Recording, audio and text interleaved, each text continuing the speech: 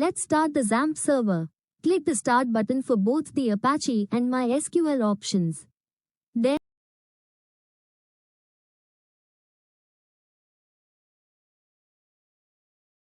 open your browser and type http://localhost/phpMyAdmin. To install the XAMPP server on Windows, check out the video link provided in the description.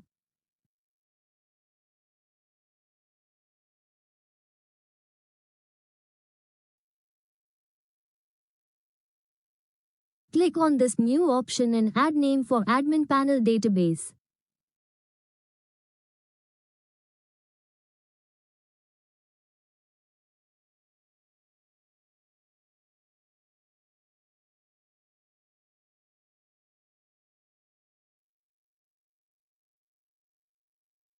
The database has been created.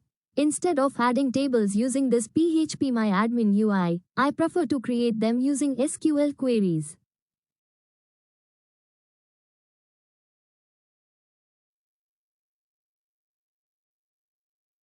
Before creating any tables, keep in mind that table names should always be in lowercase because MySQL is case sensitive. Using uppercase letters in table names can lead to unexpected issues and errors. In this Create Users Table query, the ID column serves as a unique identifier for each user. It is an auto-incrementing column with an integer data type.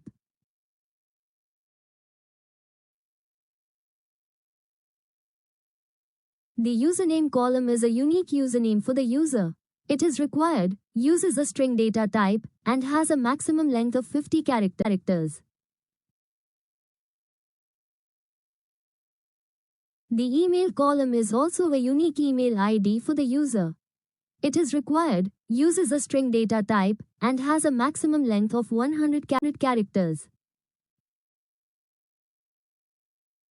The password column stores a variable length string with a maximum of 255 characters. The role column is used to define the role of a user. The default role is viewer, and the other available options are admin and editor. The enum constraint restricts the column values to one of the listed options. The created at column automatically stores the date and time values when a new row is inserted, using the default current timestamp constraint.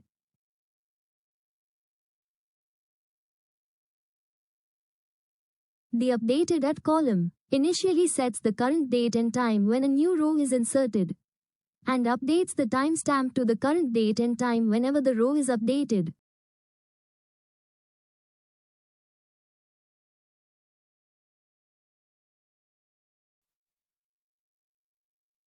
This users table will store the data displayed on the users page. The users page shows the data of the users who are using this admin panel.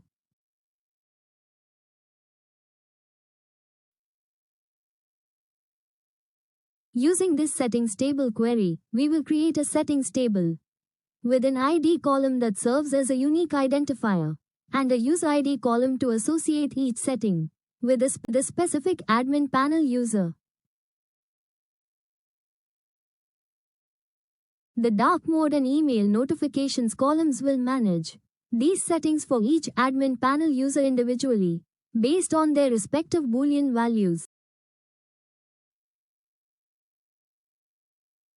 And this use ID corresponds to the ID in the users table, essentially linking the two tables.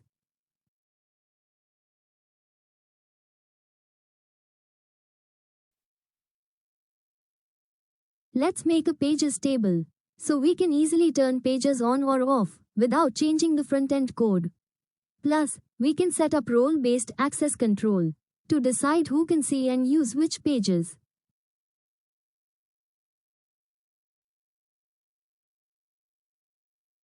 For example, the settings page will only be available for admins, not for viewer.